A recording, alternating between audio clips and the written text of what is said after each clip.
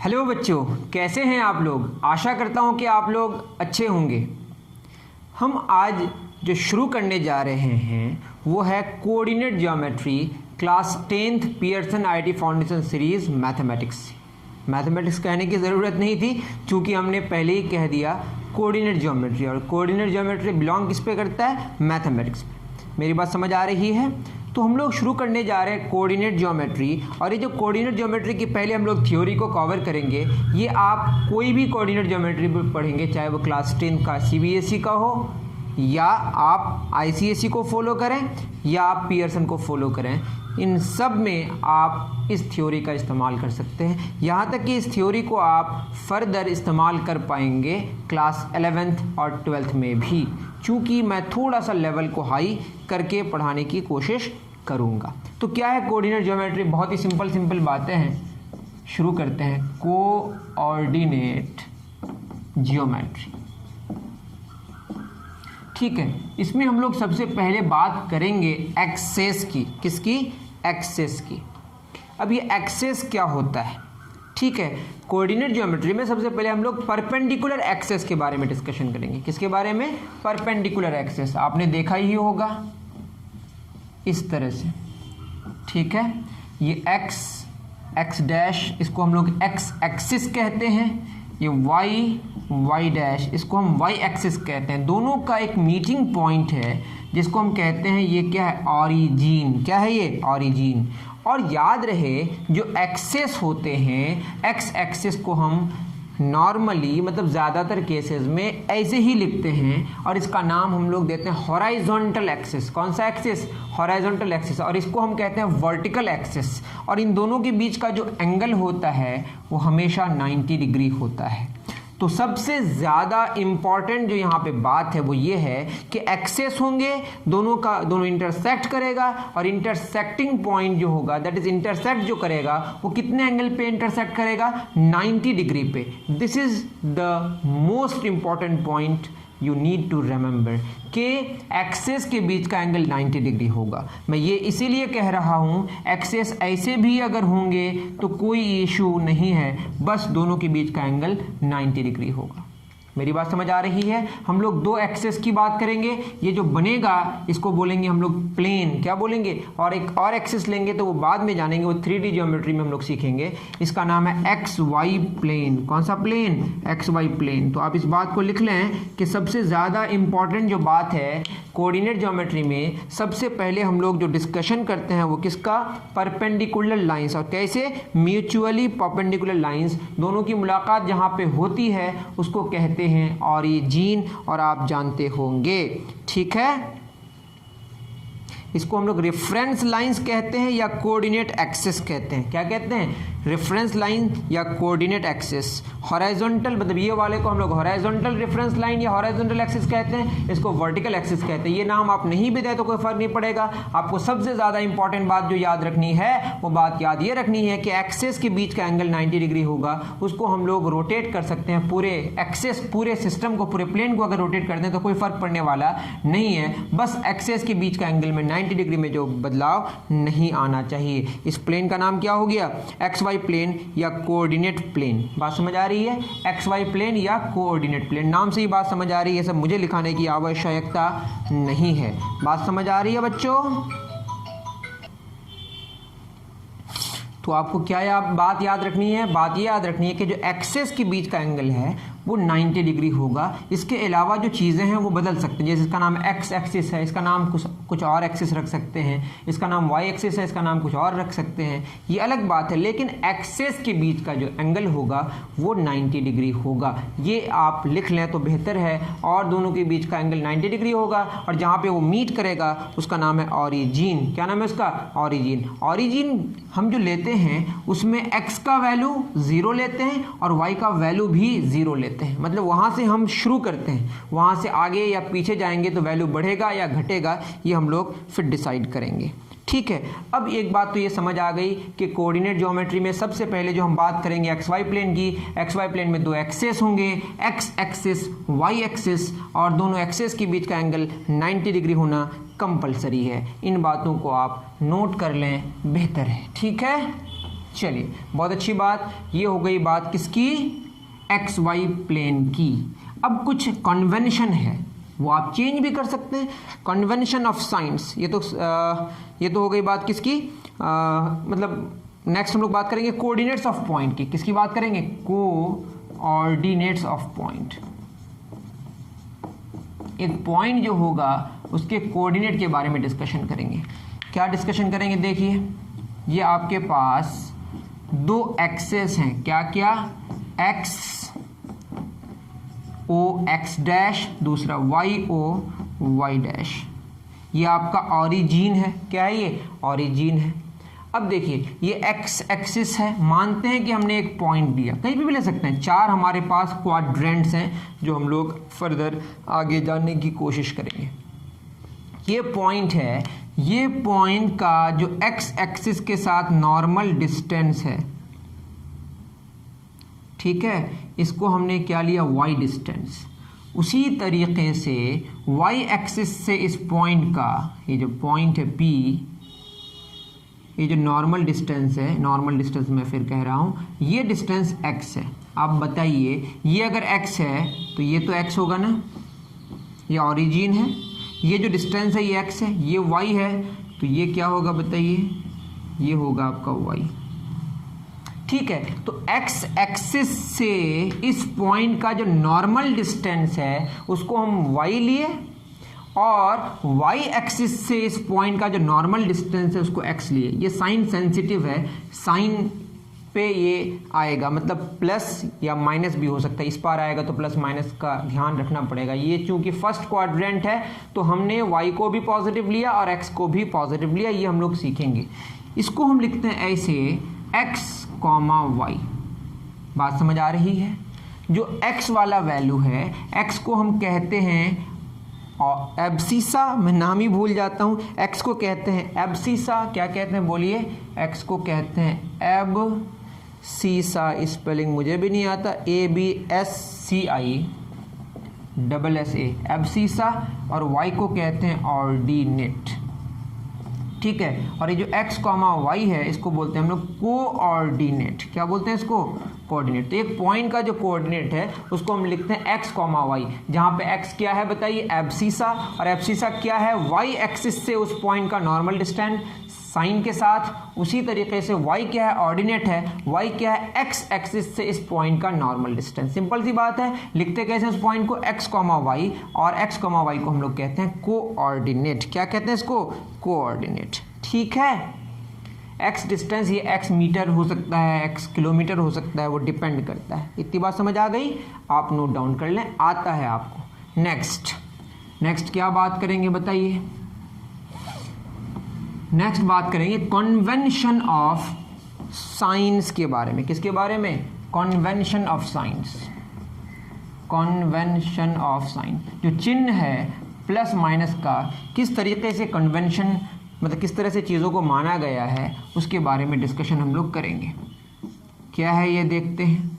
ये आपका x axis है और ये आपका y एक्सिस है। अब इसको अगर इस तरीके से देखें तो चार भागों में ये बंट गया। अब हमारे पास बहुत सारी मर्जी है। पहली बात ये है कि ये दोनों के बीच का एंगल 90 डिग्री होगा, और ये जो हमने एक लिखा है स्टैंडर्ड वे में ये डायग्राम बनाने का तरीका है। मैं फिर कह रहा हूँ, इसको आप इस तरीके से भी बना सकते हैं। बस एंगल दोनों के बीच कितना होना चाहिए, 90 डिग्री। अब क्या है, ये जो ऑरिजिन है, ऑरिजिन में x का वैल्यू 0 होता है और y का वैल्यू भी 0 होता है। और कन्वेंशन ये है कि ऑरिजिन से अगर आप आगे जाएंगे तो आपका वैल्यू इंक्रीज होगा, 1 2 3 4 5। फिर मैं कह रहा हूँ कन्वेंशन ये है कि आप आगे अगर बढ़ेंगे इधर तो x का वैल्यू 1, फिर 2, फिर 3, इस तरह से आगे बढ़ते जाएगा। लेकिन हम ये कह रहे हैं, ये कन्वेंशन है, आप चाहें तो अगर चाहें तो इधर डिक्रीज भी करा सकते हैं, -1, -2, -3। लेकिन हमारा दिमाग भी कहता है, दिमाग तो नहीं, हमारा मतलब इस तरह से सिस्टम बना हुआ है कि हमें लगता है कि इधर जा रहे हैं तो बढ़ना चाहिए, लेकिन बढ़ना कोई ज़रूरी नहीं है, हम चाहें तो इधर घटा भी सकते हैं। बात समझ आ रही है? तो इधर क्या करना पड़ेगा, बढ़ाना पड़ेगा। लेकिन कन्वेंशन ये कहता है कि आप, ज़्यादातर लोग चूंकि ऐसा मानते हैं कि राइट डायरेक्शन में आप जाएंगे तो आपका वैल्यू बढ़ेगा, लेकिन ये कन्वेंशन है, ये एकदम फैक्ट, मतलब बिल्कुल ये एकदम वो नहीं है, रिजिड नहीं होना है कि ये ऐसा ही हमेशा होगा। कभी कभी ऐसा भी होगा कि आगे बढ़ेंगे पॉजिटिव डायरेक्शन में, मतलब इस डायरेक्शन में, राइट डायरेक्शन में, तो वैल्यू बढ़ेगा नहीं, घटेगा। तो इधर अगर घटता हुआ मानेंगे तो इधर क्या होगा, बढ़ता हुआ मानना पड़ेगा। लेकिन कन्वेंशन ये है कि राइट डायरेक्शन में एक्स में अगर जाएंगे तो वैल्यूज क्या होगा, बढ़ेगा। ठीक है, तो ये क्या हो जाएगा बताइए, 0 के बाद 1 यूनिट, उसके बाद 1 और 1 कितना होगा, 2 यूनिट। ये जो है ना, ये 1 यूनिट है, तो ये 1 2 हो जाएगा, फिर और 1 कितना होगा, 3। इस तरह से आगे बढ़ेगा। आप चाहें तो इसको 2 लिखेंगे तो ये 4, ये 6, ये 1000 तो ये 2000 3000। ये अगर 1 सेकंड है, 2 second 3 second, 1 kilometre 2 kilometre 3 kilometre, आपकी मर्जी है वहाँ पे क्या यूनिट इस्तेमाल कर रहे हैं और इतना को कितना ले रहे हैं। ग्राफ पेपर में आप देखे होंगे इस तरीके से बना हुआ होता है। ठीक है, ये जो एक एक डिवीज़न को आपको स्केल को डिफाइन करना पड़ता है कि वो एक इस यूनिट जो है, एक जो स्केल 1 सेंटीमीटर है, वो कितना आप डिफाइन किए हैं वो जानेंगे अलग से। ठीक है, अब इधर अगर बढ़ता हुआ ले रहे हैं तो इधर क्या लेना पड़ेगा, घटता हुआ, -1 -2 -3 डैश डैश डैश।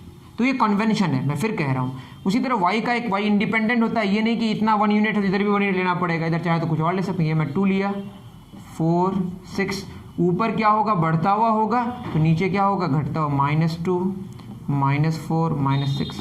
तो ये आपका कन्वेंशन है कि एक्स एक्सिस में ऑरिजिन से राइट में अगर जाएंगे तो बढ़ता हुआ होगा, लेफ्ट में जाएंगे तो घटता हुआ होगा। उसी तरीके से ऑरिजिन से अगर ऊपर की तरफ जाएंगे तो वाई का वैल्यू बढ़ता हुआ होगा, ऑरिजिन से नीचे की तरफ जाएंगे तो वाई का वैल्यू घटता हुआ होगा। ये कन्वेंशन है। ये बात आपको समझ आ गई, बहुत अच्छी बात है। समझ आ गई तो हम लोग आगे बढ़ेंगे। ये क्लियर हो गया? ठीक है, तो क्लियर हो गया अगर, तो हम लोग क्या डिस्कस करेंगे, कन्वेंशन ऑफ साइंस में कुछ क्वेश्चंस करेंगे और क्वाड्रेंट्स के बारे में जानने की कोशिश करेंगे। किसके बारे में, क्वाड्रेंट्स। इतना आप नोट डाउन कर लें। ये बात समझ आ गई। कन्वेंशन क्या है कि ऑरिजिन से अगर राइट डायरेक्शन में जाएंगे तो एक्स का वैल्यू बढ़ता हुआ होगा, ऑरिजिन से लेफ्ट डायरेक्शन में जाएंगे तो एक्स का वैल्यू घटता हुआ होगा, और ऑरिजिन से ऊपर की तरफ जाएंगे तो वाई का वैल्यू बढ़ता हुआ होगा, ऑरिजिन से नीचे की तरफ जाएंगे तो वाई का वैल्यू घटता हुआ होगा। ये कन्वेंशन है। ठीक है, बहुत अच्छी बात, बहुत अच्छी बात। अब क्या है, क्वाड्रेंट्स के बारे में अगर हम डिस्कशन करें, क्वाड्रेंट्स को 4 भागों में, Q1 quadrant 1, quadrant 2, quadrant 3, quadrant 4। तो 4 क्वाड्रेंट्स हैं। अब बताइए, अगर आप यहाँ पे हैं, मान लेते हैं, और यहाँ पे, अब बताइए यहाँ पे अगर हम देखें ऑरिजिन से कितना दूर हम गए, 2 यूनिट पॉजिटिव में, तो ये 2 है तो ये भी क्या है, 2 है। एक्स का वैल्यू कितना हो गया, 2। तो इस पॉइंट की अगर बात करें तो +2 है। और ये वाला अगर देखें, बताइए कितना ऊपर गए, 6 यूनिट, तो +2, +6। इसमें अगर x और y का वैल्यू देखेंगे, इस क्वाड्रेंट में यहाँ पे x भी पॉजिटिव है और y भी पॉजिटिव है, उसको हम कहेंगे क्वाड्रेंट 1। तो क्वाड्रेंट 1 में क्या होता है बताइए, x 0 से बड़ा होगा, y भी 0 से बड़ा होगा। x भी पॉजिटिव और y भी पॉजिटिव। x और y दोनों अगर पॉजिटिव हो जाए तो उसको बोलेंगे कि वो क्वाड्रेंट 1 पे बिलोंग कर रहा है। कौन, x, y। ये कह रहा है कि x, y ये बिलोंग्स टू का साइन है क्वाड्रेंट 1। ठीक है, अब क्वाड्रेंट 2 की अगर बात करें तो कर लेते हैं। क्वाड्रेंट 2 में आप देखिए, ऐसे हम लोग आते हैं, इस पार आए फिर ऐसे जाएंगे, ऐसे जाएंगे, ये क्वाड्रेंट 1 है। अब आते हैं क्वाड्रेंट 2 में, अगर हम यहाँ पे हैं, मान लेते हैं, आप खुद सोचिए कितना यूनिट पीछे आए, 2 यूनिट, लेकिन निगेटिव में क्योंकि घट रहा है, तो क्या होगा, x का वैल्यू -2, इधर क्या होगा, y बढ़ रहा है, y का value positive, that is x -2 y +6। तो x निगेटिव है और y पॉजिटिव है। अब बताइए क्वाड्रेंट 2 में क्या होगी, x निगेटिव और y पॉजिटिव, तो बोलेंगे x, y belongs to quadrant 2। ठीक है, अब आते हैं क्वाड्रेंट 3 में। क्वाड्रेंट 3 में देखिए, अगर हम यहाँ पे हैं, मान लेते हैं, तो x का वैल्यू देखिए -2 और y भी क्या है, निगेटिव। बात समझ आ रही है? तो x -2 y -6, तो ये क्या हो जाएगा बताइए, x भी निगेटिव और y भी निगेटिव, दैट इज x और y belongs to quadrant 3। Simple सी बात है। उसी तरीके से क्वाड्रेंट 4 की अगर हम बात करें तो ये क्या हो जाएगा, ये क्वाड्रेंट 1, क्वाड्रेंट 2, क्वाड्रेंट 3, अब आते हैं क्वाड्रेंट 4 में। क्वाड्रेंट 4 में क्या होगा, मान लेते इसी को ले रहे हैं हम, तो बताइए x पॉजिटिव और y negative, that is 2, -6, x positive और y निगेटिव, ठीक है। तो बोलेंगे x, y belongs to quadrant 4। तो ये आपको बात समझ आ गई। फर्स्ट क्वाड्रेंट में x और y दोनों पॉजिटिव होता है, सेकंड क्वाड्रेंट में x निगेटिव होता है, y पॉजिटिव होता है, थर्ड क्वाड्रेंट में x और y दोनों निगेटिव होता है, और फोर्थ क्वाड्रेंट में x पॉजिटिव होता है, y निगेटिव होता है। बातें तो बहुत सारी करनी हैं, लेकिन ये छोटी छोटी बातें हैं जो हम लोग डिस्कस कर लिए, आप अच्छे से उतार लीजिए, ठीक है बाबू सब। तो बात हो गई क्वाड्रेंट्स की, है ना, किसकी बात हो गई, क्वाड्रेंट्स की। बहुत अच्छी बात है। अब जो बहुत अच्छे अच्छे क्वेश्चंस आने वाले हैं वो अब हम लोग देखेंगे।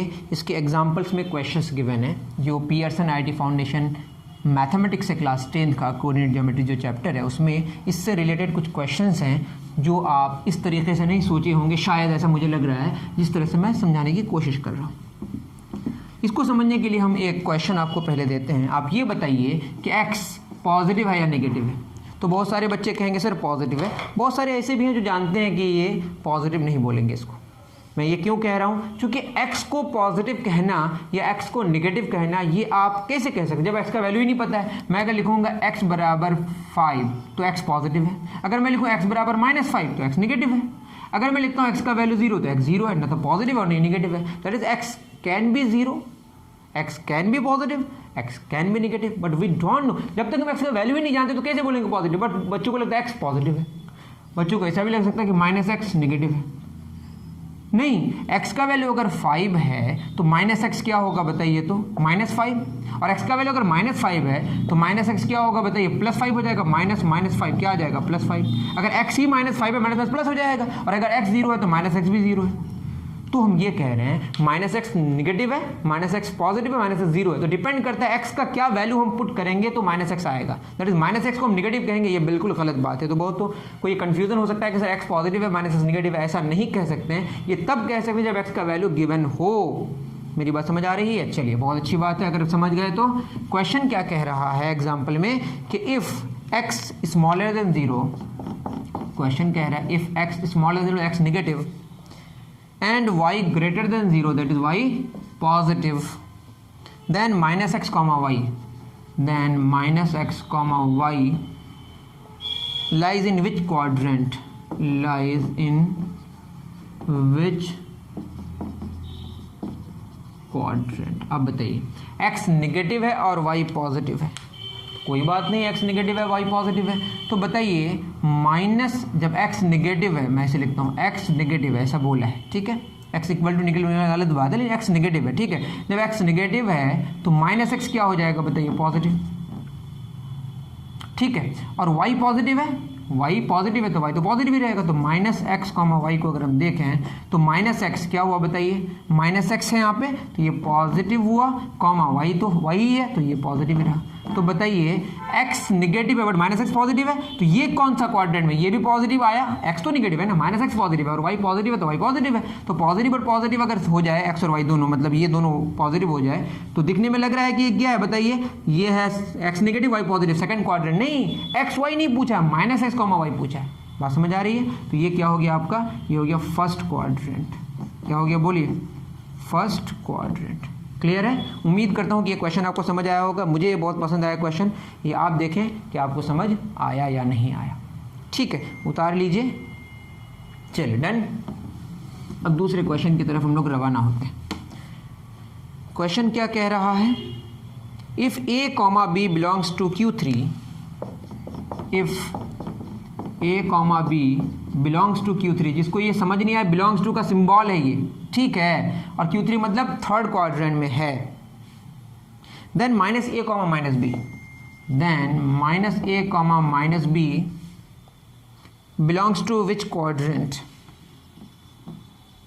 Belongs to which quadrant. चलिए अब क्वेश्चन में कह रहा है a, b belongs to quadrant 3। आपने अभी देखा क्वाड्रेंट 3 कौन सा है, ये आपका x, ये y, ठीक है। ये क्वाड्रेंट 1 है, क्वाड्रेंट 2 है, क्वाड्रेंट 3 है, क्वाड्रेंट 3 का मतलब ए भी निगेटिव और बी भी निगेटिव, ये दोनों निगेटिव होगा। That is a comma b, ये क्या होगा, निगेटिव कॉमा निगेटिव। लेकिन minus a comma minus b बोल रहा है, अगर ए निगेटिव तो माइनस से क्या हो जाएगा, पॉजिटिव। दैट इज ये हो जाएगा पॉजिटिव कॉमा पॉजिटिव। तो ये हो जाएगा कौन सा क्वाड्रेंट, क्वाड्रेंट 1। तो उम्मीद करता हूँ कि आप समझ पा रहे होंगे। नेक्स्ट क्वेश्चन की तरफ हम लोग रवाना होते हैं।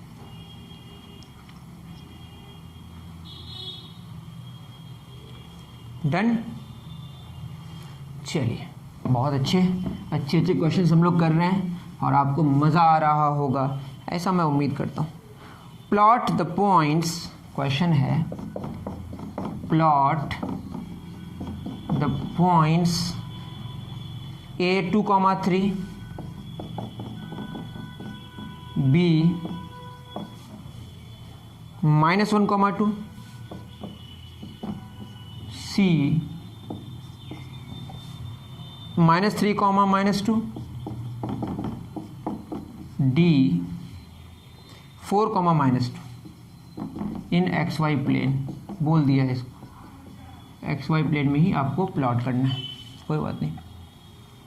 जब प्लॉट करेंगे तो क्या चाहिए बताइए, आपके पास दो एक्सेस होना चाहिए, एक्स वाई, और ये आपका ओरिजिन है। सिंपल सी बात है। कन्वेंशन के अकॉर्डिंग हम बात करेंगे, ऐसा नहीं कि अपने हिसाब से पीछे की तरफ हम बढ़ता हुआ मानेंगे, आगे की तरफ घटता हुआ मानेंगे।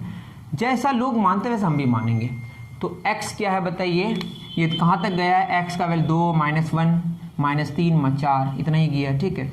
तो 4 तक ले लेते हैं, 1, 2 यूनिट, 3 यूनिट, 4 यूनिट। ये क्या हो जाएगा बताइए, -1, -2, -3, -4। उसी तरीके से y भी ले लेते हैं, 1 यूनिट, 2 यूनिट, 3 यूनिट। इधर क्या होगा, -1 यूनिट, -2 यूनिट, -3 यूनिट। तो इस तरीके से अगर हम देखें, x2 है, x2 है यहाँ पे, ठीक है, और y3 है यहाँ पे। मैं अगर x2 की बात करूँ, आगे जाने से x का वैल्यू बढ़ जाएगा, पीछे आने से x का वैल्यू घट जाएगा, तो हम किधर जाएंगे इसको लेके, ऊपर। उसी तरीके से y3 है, ऊपर जाने से बढ़ जाएगा, नीचे घट जाएगा, तो इसके वैल्यू को कांस्टेंट रखने के लिए किधर जाना पड़ेगा, इधर जाना पड़ेगा। दोनों की मुलाकात यहाँ हुई, ये पॉइंट A हो गया 2,3, सिंपल सी बात है। दूसरा B -1, दैट इज x -1 है, आगे पीछे नहीं जाएंगे, नीचे जाएंगे, ऊपर जाएंगे, और y2 ऐसे y2 यहाँ पे।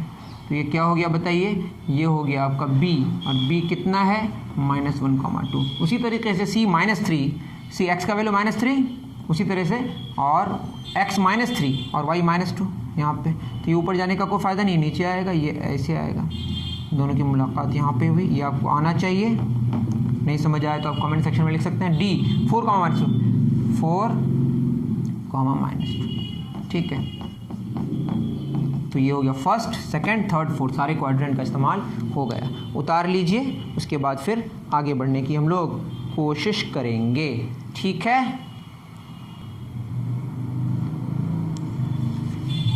चलिए, अब एक बात आती है कि x एक्सिस में और y एक्सिस में जो पॉइंट्स होंगे वो कैसे होंगे। तो इसके लिए एक टॉपिक हम लिख देते हैं, छोटा सा है, point on x axis and y axis. x axis और y एक्सिस में जो पॉइंट्स होंगे वो किस तरीके से होंगे। सिंपल सी बात है, ये आपका XY प्लेन है, x एक्सिस y एक्सिस, दोनों के बीच एंगल कितना डिग्री है बताइए, 90 डिग्री। इसमें बिल्कुल शक आपको नहीं है, ये जहाँ तक मैं समझ पा रहा। अब बताइए, इसको बोलते हैं ऑरिजिन, जहाँ पे x का वैल्यू 0, y का वैल्यू 0। यहाँ पे अगर x का वैल्यू 0 है, आगे बढ़ेंगे तो x का वैल्यू बढ़ेगा बढ़ेगा बढ़ेगा, पीछे जाएंगे तो x का वैल्यू घटेगा घटेगा घटेगा। यहाँ पे x 0 है, तो ऊपर नीचे अगर जाएंगे तो x का वैल्यू में कोई परिवर्तन, कोई चेंज नहीं आएगा। क्यों? क्योंकि x का वैल्यू राइट में बढ़ता है, लेफ्ट में घटता है, तो ऊपर जाने से नीचे जाने से x का वैल्यू में बढ़ोतरी और घटोतरी नहीं होगा। मतलब ये है कि x एक्सिस के परपेंडिकुलर में x के वैल्यू में परिवर्तन नहीं आता। और x का वैल्यू यहाँ पे कितना है बताइए, 0, तो इधर बढ़ेगा इधर घटेगा, तो ऊपर क्या रहेगा, x का वैल्यू 0 का 0 रहेगा। मतलब यहाँ पे x का वैल्यू कितना रहेगा, 0, यहाँ पे x का वैल्यू कितना रहेगा, 0, यहाँ पे x का वैल्यू कितना रहेगा, 0। हम राइट में नहीं जा रहे, लेफ्ट में में नहीं जा रहे हैं, यहाँ पे x का वैल्यू 0 था तो इस पूरे y एक्सिस में x का वैल्यू क्या होगा, 0 होगा। दैट मीन्स y एक्सिस के हर एक पॉइंट में x का वैल्यू 0 होगा और y का वैल्यू कुछ y होगा, मुझे नहीं पता, जो भी होगा। इतनी बात समझ आ गई। उसी तरीके से y का वैल्यू यहाँ पे 0 ऊपर जाने से बढ़ेगा, नीचे जाने से घटेगा, बट x एक्सिस में जाने से y का वैल्यू 0 का 0 ही रहेगा। दैट इज x एक्सिस किसी भी पॉइंट में y का वैल्यू 0 होगा बट x का वैल्यू कुछ होगा। बात समझ आ गई। तो y एक्सिस में जो कोऑर्डिनेट होगा हमारा वो 0, y लाइक दिस होगा और x एक्सिस में जो कोऑर्डिनेट होगा वो x, 0 लाइक दिस होगा। मतलब ये है कि y एक्सिस में x का वैल्यू 0 होगा और x एक्सिस में y का वैल्यू 0 होगा।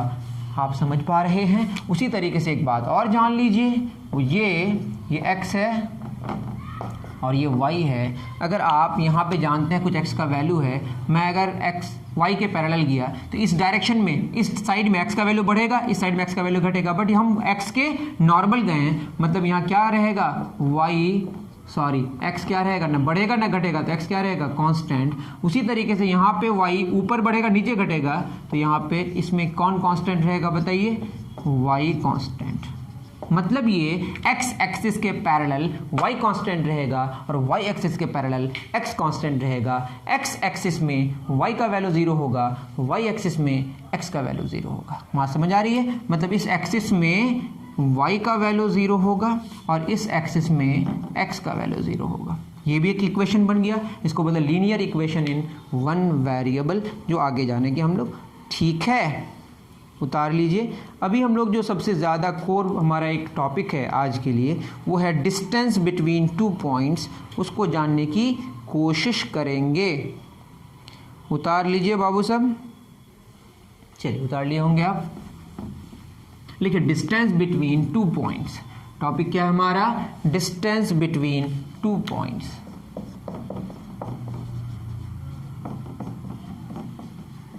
ये बहुत ही छोटे छोटे टॉपिक है, अगर आपको लगता होगा बहुत टफ तो आप ज़रूर कमेंट सेक्शन में बताएं, लेकिन मुझे नहीं लगता है कि जो पियर्सन आईटी फाउंडेशन करने आए होंगे उसको बहुत टफ लग रहा होगा।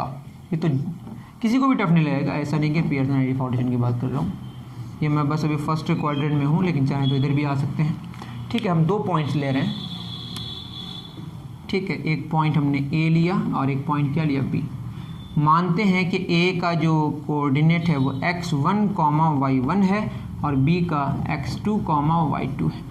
क्या है x1 का मतलब कि ये जो डिस्टेंस है वो x1 है, ठीक है, और ये क्या है y1, ये ओरिजिन है, ये x1 और ये y1, ठीक। उसी तरीके से ये पॉइंट जो b है ये कितना होगा, x2 और ये कितना होगा, y2।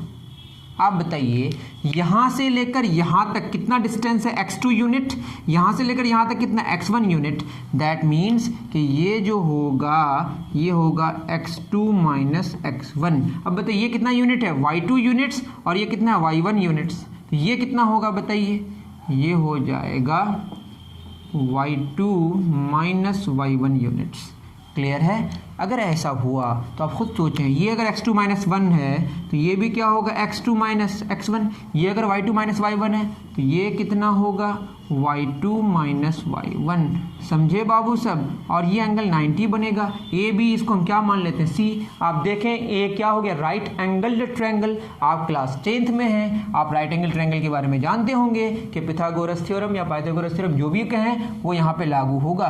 That is A B जो होगा वो होगा ए सी का स्क्वायर प्लस सी बी का स्क्वायर का स्क्वायर रूट। दैट मीन्स कि ए सी जो है वो कितना है, x2 माइनस x1 उसका स्क्वायर, और सी बी कितना है, वो है y2 माइनस y1 का स्क्वायर रूट। चूँकि यहाँ पे स्क्वायर है, इसको पहले लिखें इसको बाद में लिखें कोई फ़र्क पड़ने वाला नहीं है। यहाँ पे भी स्क्वायर है, इसको पहले इसको बाद में लिखें कोई फ़र्क पड़ने वाला नहीं है। तो ए बी हुआ ये 2 पॉइंट्स के बीच का डिस्टेंस का फार्मूला है। This is distance formula. इसको आप कर सकते हैं नोट डाउन। ठीक है बाबू सब।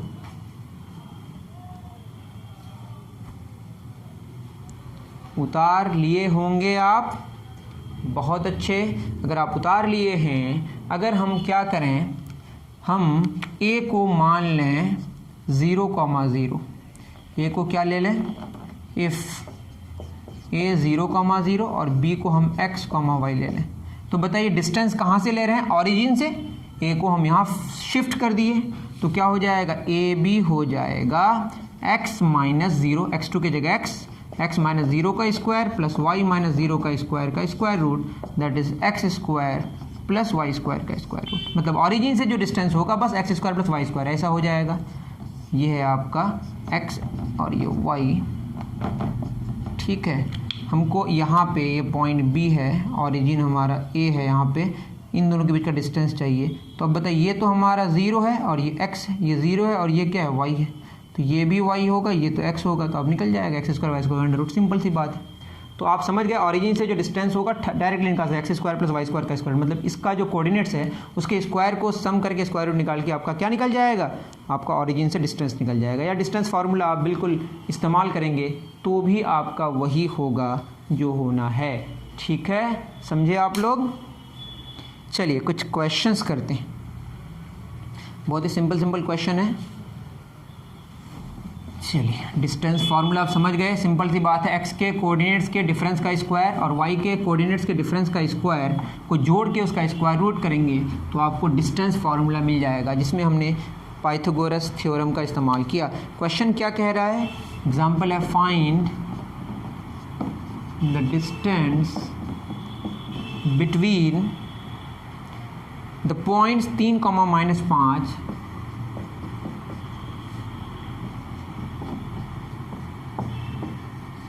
एंड 5,-1। इन दोनों के बीच का क्या निकालना है, डिस्टेंस निकालना है। मैंने क्या बोला, एक को मान लेते हैं a 3,-5, आप चाहें तो बिल्कुल कोऑर्डिनेट प्लेन बना सकते हैं, और b है आपका 5,-1। ये आपका पॉजिटिव नेगेटिव, दैट मीन्स कि फोर्थ क्वाड्रेंट, और पॉजिटिव ये भी फोर्थ क्वाड्रेंट में।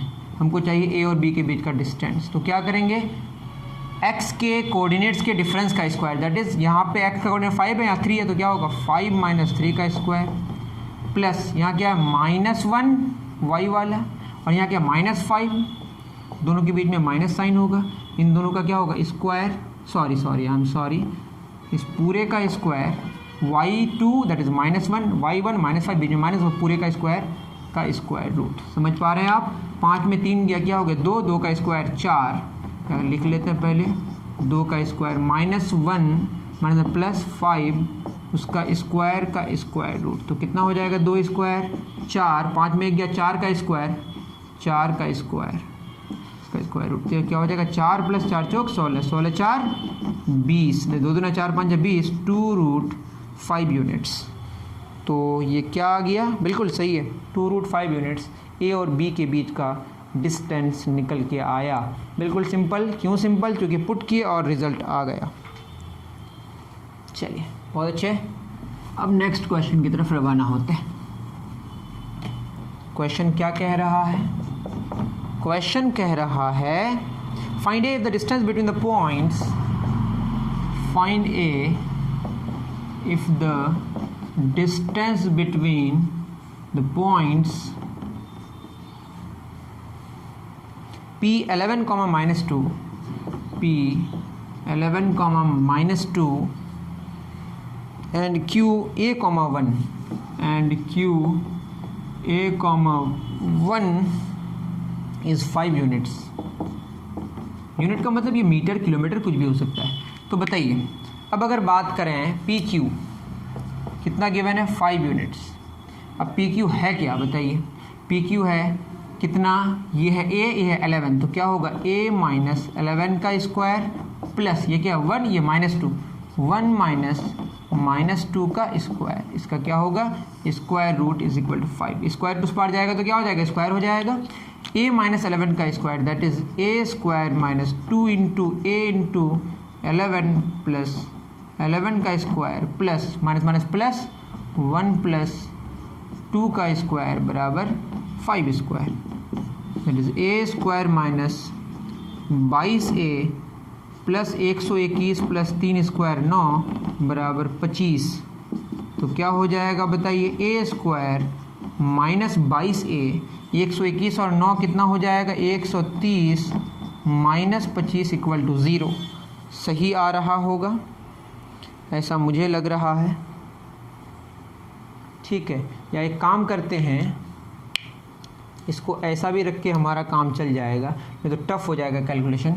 ठीक है, इसको हम लोग ऐसे ही रख देते हैं, a-11 का स्क्वायर, a-11 का स्क्वायर 1 - 1 + 2 1 3 9 हो जाएगा, बराबर 5 का स्क्वायर, दैट इज़ a-11 का square is equal to 5 × 25 -9, that is a-11 का जो स्क्वायर है वो होगा 16, दैट इज़ a-11 हो जाएगा 16 का square root plus minus a-11 ± 4 होगा, दैट इज़ a का वैल्यू 4 + 11 या a का वैल्यू -4 + 11, 11 × 4 = 15, तो a का वैल्यू 11 में 4 गया 7, तो a का वैल्यू 7 भी हो सकता है और 15 भी हो सकता है। उतार लीजिए, मतलब a का वैल्यू 7 हो या 15 हो, दोनों ही केस में p और q का जो डिस्टेंस होगा दोनों के बीच का वो 5 यूनिट्स होगा। कितना होगा? 5 यूनिट्स होगा। समझे बाबू सब? चलिए नेक्स्ट क्वेश्चन की तरफ हम लोग रवाना होते हैं। वो क्या क्वेश्चन है? वो क्वेश्चन है यूं जो हम अब कहने जा रहे हैं। फाइंड, क्वेश्चन क्या है बताइए? Find the coordinates of point y axis, find the coordinates on x axis, on x axis मैंने गलत लिखा, क्वेश्चन में बोला y axis which is equidistant from the points, which is equidistant from the points 13,2 and 12, -3। समझे बाबू सब? अब बताइए y axis में अगर कोऑर्डिनेट चाहिए तो मैंने बता दिया था पहले, जो चाहिए required point, find the required coordinate ही लिखते हैं। रिक्वायर्ड कोऑर्डिनेट कहाँ पे है बताइए? y एक्सिस में, और y एक्सिस में x का वैल्यू 0 हो जाता है, मैंने बता दी चीज़ों को।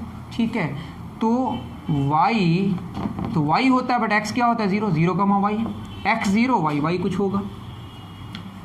किससे इक्विडिस्टेंट है? मैं अगर फिगर भी बना दूं, कोई भी पॉइंट है मान लेते हैं, ठीक है, पॉइंट P, ये रफ फिगर है, मैं x और y एक्सिस बना के नहीं कर रहा हूँ, बस कैसा फिगर है? Rough figure. चाहे तो आप पूरा का पूरा फिगर बना के कर सकते हैं। ठीक है, तो एक पॉइंट A और एक पॉइंट B, P से A का डिस्टेंस, P से B का डिस्टेंस सेम है, ये दोनों बराबर। ठीक है, और A कितना है बताइए? A है 13,2 और B कितना है? 12, -3। अब P कितना है बताइए? 0, y, दैट इज AP और BP बराबर है, AP और BP बराबर है, और AP है कितना? 13 - 0 का square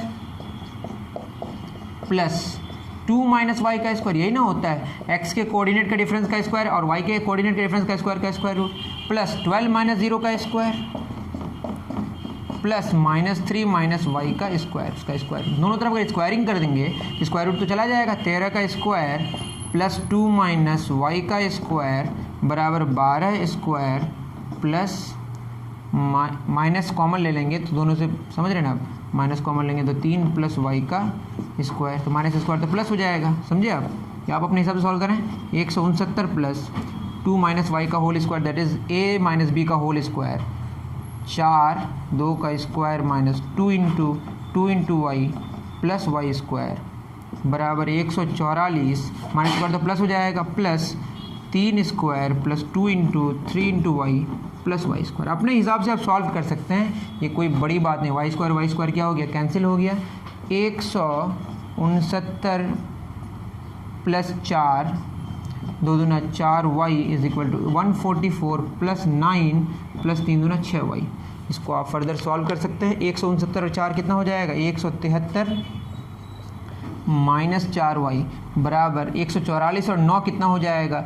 153 plus 6y, that is 173 minus 153 is equal to 6y minus 4y, इस पर जाएगा तो क्या हो जाएगा? प्लस 4y, 0, 7 पे 5 गया 2 बराबर 10y, दैट इज़ y का वैल्यू कितना हो जाएगा? 10 दूना 20, 2 आया। y जब 2 आया, जो पॉइंट हमें चाहिए रिक्वायर्ड कोऑर्डिनेट वो कितना हो जाएगा? 0, 2। यही आपका रिक्वायर्ड पॉइंट है। बिल्कुल सही आया, आप अच्छे तरीके से इसे कर लें नोट डाउन। ठीक है, मेरी बात आपको अच्छे तरीके से समझ आ रही है। नेक्स्ट वीडियो में, नेक्स्ट लेक्चर में हम जानने की कोशिश करेंगे जो डिस्टेंस फार्मूला है उसके एप्लीकेशंस और भी फर्दर बहुत सारी बातें उसके साथ जो जुड़ी हुई हैं करने की कोशिश करेंगे। ठीक है बच्चों, मिलते हैं नेक्स्ट वीडियो में। Thank you very much.